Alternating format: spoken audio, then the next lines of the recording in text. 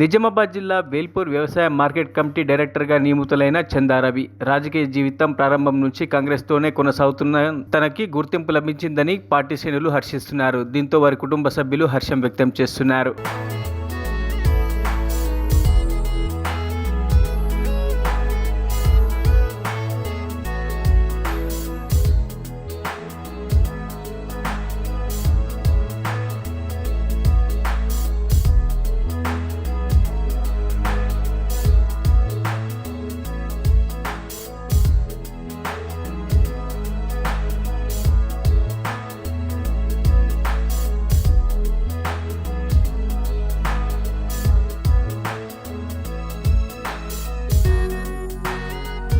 మరిన్ని అప్డేట్స్ కోసం మా ఛానల్ని సబ్స్క్రైబ్ చేయండి.